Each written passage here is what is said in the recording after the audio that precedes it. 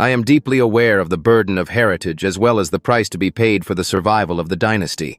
Those echoes, if uttered in a sublime context, would reverberate like thunder through the ancient corridors of power. Imagine a scenario where millennia-old protocols are overturned. In this hypothetical model, the position of the person beside the throne, a seemingly untouchable position, suddenly becomes a variable to be discarded. The head of the monarchy, with a somber yet sharp tone like a surgical knife, made a decisive move to protect the system's survival. In that tense atmosphere, body language spoke louder than 1,000 words. The heir to the throne and his partner, representatives of the system's future, unconsciously clasped hands. It was not just a handshake, but the forging of a new alliance in the face of the collapse of the old order. They understood that when a major piece moved, the chessboard was forever changed. But what motivation could have triggered such a fierce defense mechanism from someone who had patiently waited for 7 decades? What lay behind the velvet curtain of diplomatic protocol? The answer probably doesn't lie on the surface, but deep within the black box of court intrigues, top-secret biological records, and a communication signal that inadvertently exposed it all. Before we unravel the earthquake simmering within the Commonwealth, let's reflect on a fundamental psychological principle. Have you ever placed complete trust in an alliance, only to discover that within that very security lies a fatal vulnerability? That is the essence of the tragedy we are dissecting. This is not simply a family story. It is a lesson in risk management, manipulation, and the price to pay when a power gamble fails. The data trails lead us to 2 sensitive files: encrypted communication protocols used overnight and an invisible link stretching from London to the other side of the ocean. Stay focused, because the picture we are about to piece together will completely change how you perceive the workings of a modern institution. Let's return to the eye of the storm. A moment that could send the internet into a frenzy and plunge global public opinion into a thoughtful silence. Under the harsh glare of the media, the leader emerges. Despite bearing the marks of a prolonged internal biological battle, the aura of rulership never wavered. The shadow on his face was not merely a matter of lighting, but the weight of a declaration about to be made. A declaration meant to rebuild order from the ashes of betrayal. Do you believe a powerful empire can collapse because of a single breach of trust? Let me know your thoughts below. And don't just observe, join this investigation by subscribing and turning on notifications. The evidence about to be revealed will completely change the way you see everything. That voice, the sound of a man who had spent his entire life operating the machinery of monarchy, rang out.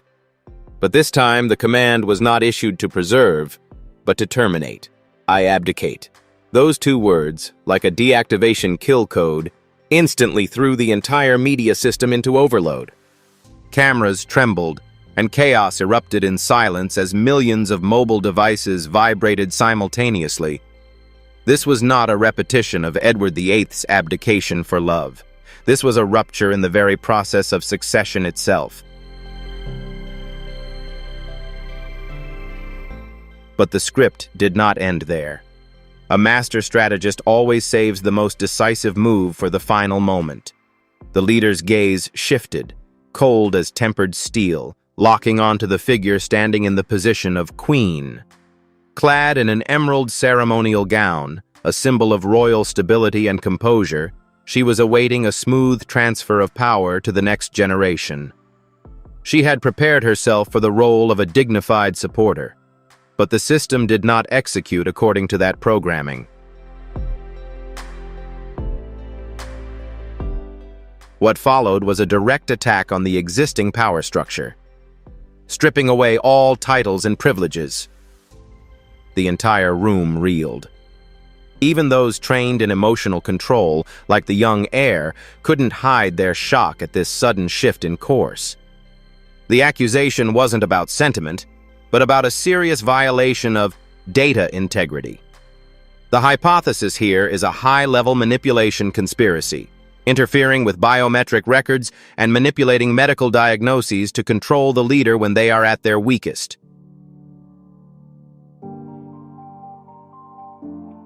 It's a usurpation of power based on information asymmetry. Rewind that video to analyze the body language where the truth is revealed. The moment the perfect facade is shattered. Not mere fear, but a reality denial. The wide-open eyes reflect the collapse of an intellect that had calculated every move, every risk, every contingency. Except one thing. The variable came from the very person she believed she had complete control over. Try putting yourself in the mindset of a master manipulator. How much coldness and meticulous calculation does it take to rewrite a spouse's life record while they are struggling for survival? What motivation is strong enough to drive a person across that crimson line? The press conference room crumbled in a chaotic rush of information. But amidst that storm, a stark truth was revealed. The ceremonial structure of the royal court, the most exquisite porcelain glaze, had collided with a cruel reality and shattered.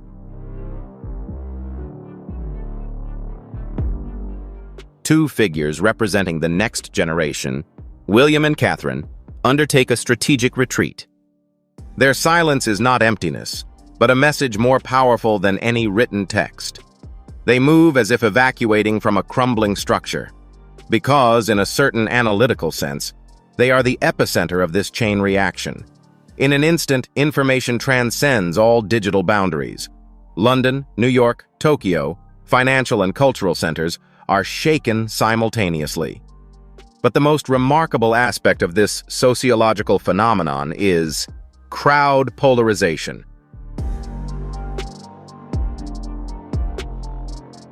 Public opinion was torn into two opposing hypotheses, a necessary purge.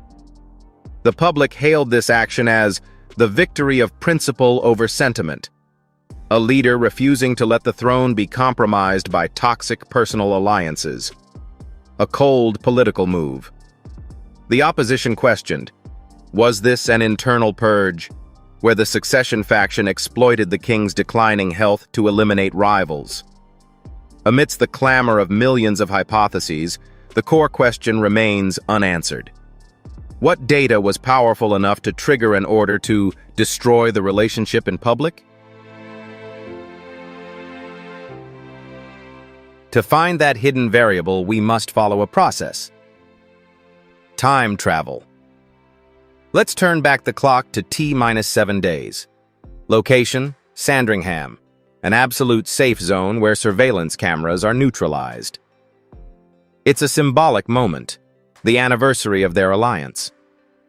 Despite the immense biological stress, the leader performs a classic romantic ritual, an exquisite item, wrapped in velvet, a brooch.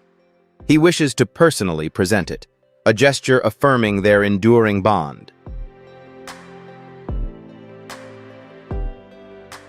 This is the climax of the tragedy, an act of absolute trust, performed on the brink of devastating betrayal. Let's re-establish the spatial context. A powerful figure walks in the shadows of historical corridors. In this rare moment, he sheds the armor of a monarch to return to his most primal face, a husband seeking connection. The flickering lanterns not only illuminate the portraits of his ancestors, but also symbolize the fragile hope amidst the storm of illness. But the law of tragedy is that it always strikes when defenses are at their lowest. The first signal of anomaly came through hearing. A familiar voice, once programmed to convey comfort and warmth, suddenly shifted frequency. It became cold, clipped, and commanding. This was not the tone of a wife, but the voice of an operator issuing directives. A primal defense mechanism, what we call intuition or a sixth sense, immediately triggered a freeze response just outside the oak door.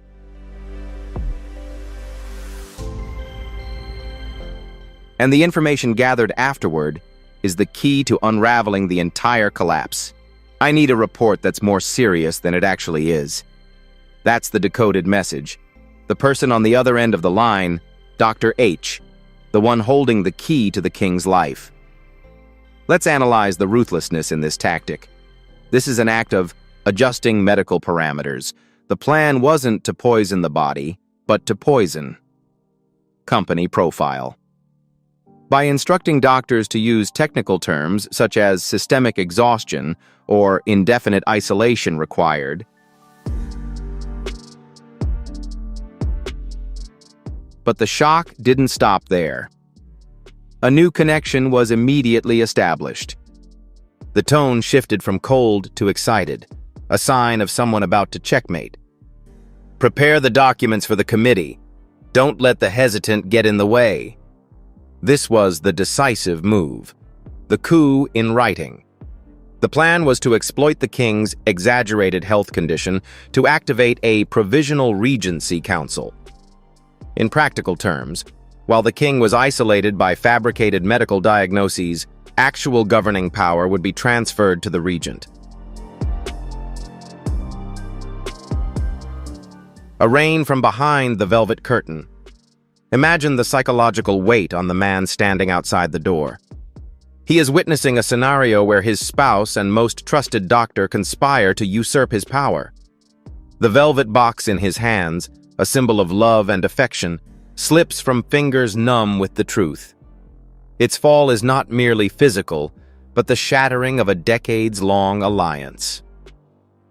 The velvet box hits the carpet, a physically weightless fall, yet carrying the destructive force of a psychological explosion. Let's analyze this symbol. It's not just a gift left behind. It's the unilateral termination of a decades-long agreement. A choice that defied all norms, traditions, and ancestral approvals, now reduced to a tool in the game of another's interests. But this is where the historical data about the individual becomes crucial. Instead of collapsing as predicted by the opponent, the subject made a tactical retreat. The blue box remains as a silent witness. From this point, a counterintelligence operation is activated. Publicly, the message being conveyed is strict medical rest. Media signals are weak, and approval ratings fluctuate. But this is the perfect disguise. Behind the velvet curtain of isolation lies not resignation, but the intense focus of someone forged in military discipline and inheriting the silent reign of a great predecessor. Intelligence assessment. Every space is under surveillance. The adversary is not far away, but within the closest circle. Therefore, every action must be absolutely precise. Operational location, the Royal Library, where the system's memory is stored, a rare safe zone. Here, the data verification process began. What emerged was a shock to information governance. Under the desk lamp, two files lay side by side. The same subject, the same authentication seal of the medical director, yet the contents depicted two opposing realities, one confirming stable indicators, fully under control, ensuring executive capacity, the other portraying a scenario of systemic collapse, nervous exhaustion, and a recommendation for indefinite suspension of authority. Recommendation for indefinite suspension of authority. This comparison leads to an undeniable conclusion. The opposing side manipulated key personnel to create a manufactured crisis. The ultimate goal, using medical procedures to legitimize the transfer of power. But identifying the tool, the fabricated documents, is not enough. The scale of the network must be determined. Who are the other knots in this system? This is where another analytical mind comes in, one known for its obsessive meticulousness. A new variable appears in the equation. Catherine, Princess of Wales.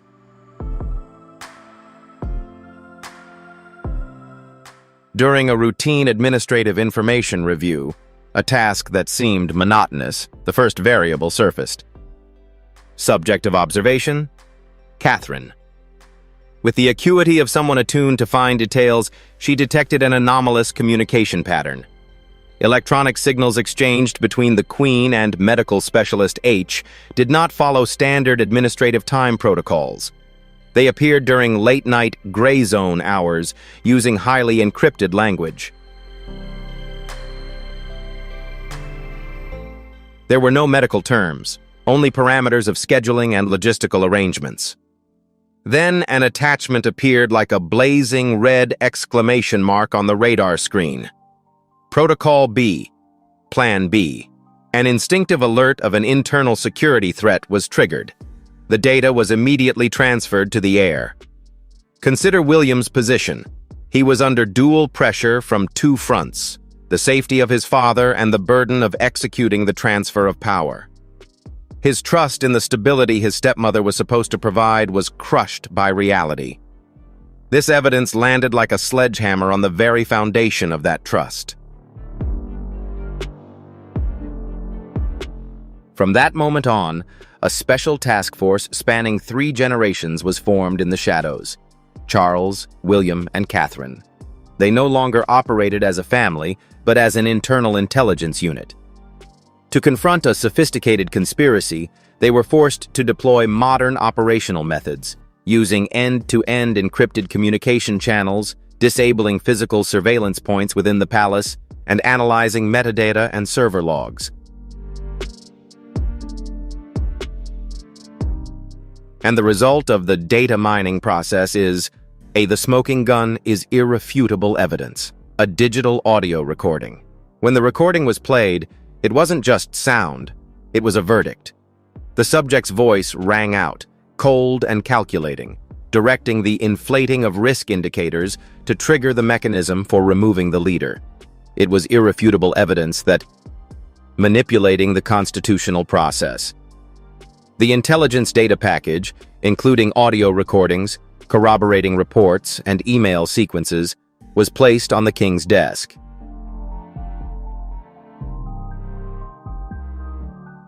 Let's pause the analysis for a moment. We've just touched the black box containing the most brutal truth. Before we enter the room where the judgment of conscience is carried out, I need a confirming signal from you. If you also feel outraged by this cold-blooded manipulation and support William's efforts to clean up the system, please hit the like button immediately to empower justice. And don't forget to subscribe to officially join our intelligence network. Your action will help the algorithm bring this truth to more people. Now, let's see how the king will handle this heartbreaking data package.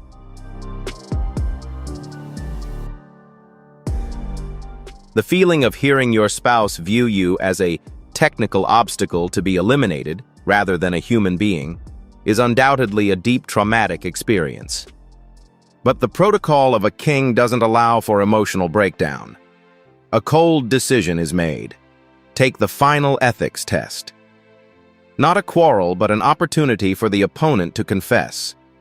A final favor before judgment is carried out. The setting: a closed living room where the silence is heavier than lead. The subject enters with the confidence of someone who has been operating the political chessboard for decades. She relied on social engineering and the allure of the past to conceal the truth. But the king's tactics had changed. He didn't immediately release the evidence. Instead, he used his gaze, a blend of the sadness of betrayal and supreme authority, to conduct a soft interrogation. "How is my health? And was there anything noteworthy about your conversation with Dr. H?" The answer he received was a perfect denial, a slight smile, a dismissive wave. That was the moment the psychological trap snapped shut. She chose the path of denial, unaware that she was standing on the edge of a truth already exposed. Faced with a moral test, the subject activated a classic defense mechanism: denial and blame shifting. She constructed an alternate reality in which the act of power seizure was disguised as fear for personal safety. The attack vectors were even redirected toward invisible, jealous rivals. But for a seasoned observer like Charles, the complete absence of the regret parameter in her emotional data was the final answer. No remorse, only calculation. It was a moment of clear recognition. This wasn't a random systemic error, but a deliberately designed feature. The conclusion was reached. Personal pain was insignificant compared to systemic risk. A monarchy could not operate on a foundation of deception. Immediately, the highest administrative order was issued. This was not a delay, but an absolute transfer of power. Charles, seated at the historic desk, carries out the final operations to disconnect himself from the network of authority. An abdication decree, transferring administrative rights to the next generation, William V. A handwritten letter is sealed. It is never sent, instead archived as a dead file, a witness to a chapter of life that has come to a close. Consider this trade-off. 70 years waiting to get the system up and running, and then abandoning it in less than 2 years. The motivation isn't weakness, but awakening, sacrificing power to protect the honor of the institution. In the days that followed, Britain underwent a complete software upgrade. The coronation of King William V was not merely a ceremony, but a system purge procedure. The image of King William and Queen Catherine on the balcony is not merely a symbol of power, but a message of integrity restoration. The cheering crowd celebrates not just a new monarch, but the palpable sense that a critical security vulnerability has been patched. Global media shifts its tone, from scandal-driven headlines to in-depth analyses of the former king's moral courage. While the new system operates smoothly in the spotlight, a silent purge unfolds elsewhere. The former queen, now an entity stripped of all royal identifiers, receives the order to exit the center of power. No noise, no farewell. Such is the price paid when a toxic variable is expelled by the immune system of history. This is a hypothetical story, but it raises a very real question about power and responsibility. The question I want to leave with you is this: what do you think is the greatest legacy of a leader? The length of time they hold power, or the way they choose to let it go in order to protect core values? Share your view with a number. Press 2. Holding on to power until the very end is true strength. Press 5. Knowing when to let go is true greatness. Don't forget to subscribe to the channel and turn on notifications so we can continue decoding the next analytical case files together. There is no code of honor, no escort protocol, and absolutely no acknowledgement. The subject walks through corridors that were once the stage of her authority, but now her access has been permanently revoked. Her luggage is reduced with ruthless efficiency. An unmarked vehicle quietly departs through the rear gate, the route reserved for elements that must be removed from the historical chain without noise. There is no glance back. The interface on the woman's face, once displaying ambition, pride, and defiance, has now switched to a blank state. An old system has officially been powered down. For those who once stood at the center of power, there is now isolation at remote coordinates. No more spotlight, only silence, a digital world sentence of erasure through forgetting. At his private estate, Charles initiates the recovery process. He accepts relinquishing the hardware, the crown, and the incompatible software, old relationships, in exchange for a core value, clean conscience data. Inner balance is finally restored after decades of systemic interference. In the silence, a historical audit is underway. Charles's memoir is not merely a narrative, but a data set that decodes every turning point. Security vulnerabilities, the way coordinated units, William Cate, protected the system. The algorithm of duty, the painful choice to place national responsibility above personal, emotional variables. The image of the sealed letter that was never sent is the most haunting line of code, representing secrets forever left in the past to safeguard the dynasty's future. In the final entry, Charles draws a core lesson. Love can be a noise-inducing algorithm that blurs logic, but justice is an absolute constant. He accepted the destruction of his personal happiness to achieve the highest possible resolution of truth. The removal of the Camilla variable was only the beginning. Analysts uncovered a transoceanic sabotage network linking London to the California network node, Montecito. This was not an isolated incident, but a systematic architecture of subversion aimed at the very core of the monarchy.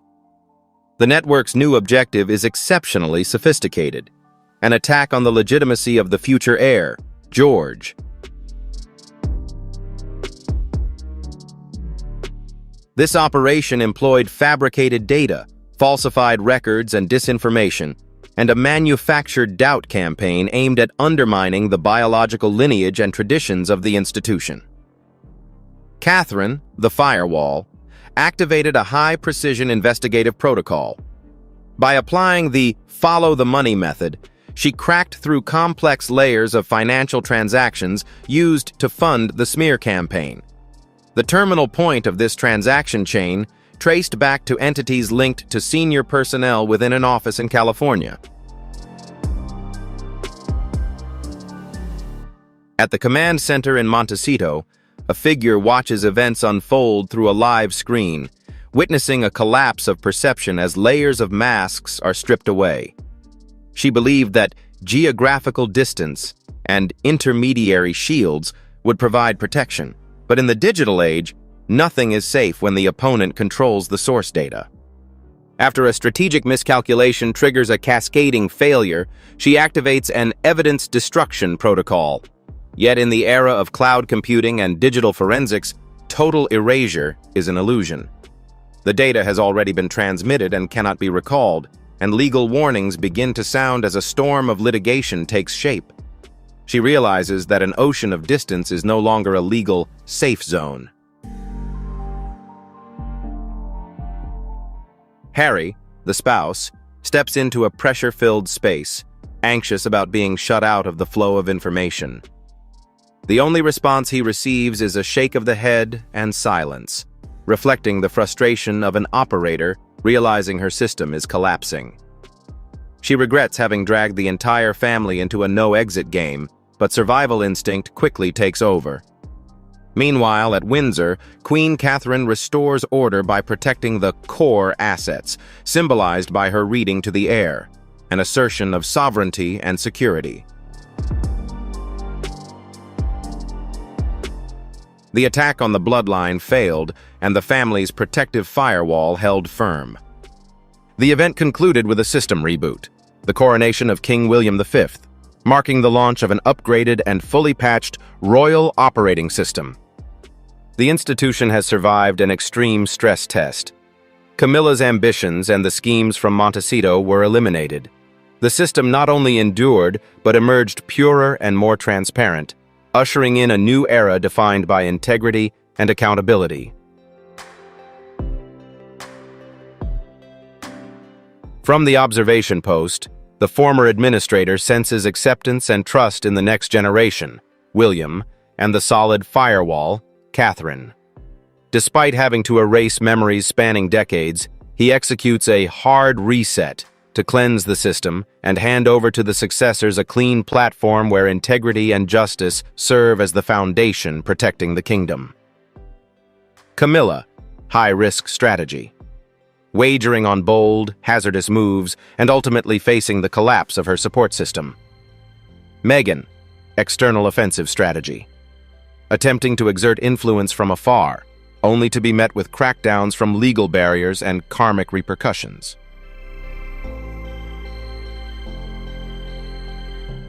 Catherine, a resilient defensive strategy. persevering through stability and integrity, ultimately emerging victorious and becoming a symbol of endurance. The system has undergone a rigorous stress test across 3 generations. Charles, the one who re-established the system. William, the new operator who accepts the weight of the crown. George, the future secured behind a solid firewall of security. Is this a necessary purification process to safeguard the sanctity of duty? Or is it a calculated revenge, a strategic counterstrike by a man deeply wounded by betrayal? Justice or revenge? A sacred duty or earthly pain? Courage or cruelty? The line between them is as thin as a strand of hair. This content is purely for reference, based on unverified hypotheses and public speculation. This content is purely for informational purposes, based on unverified hypotheses and opinions. Let's discuss it further from a customer analysis perspective. Let's discuss it from an objective, analytical perspective. Don't just sit back. Engage with me. Press 1 if you're curious and 0 if you're skeptical.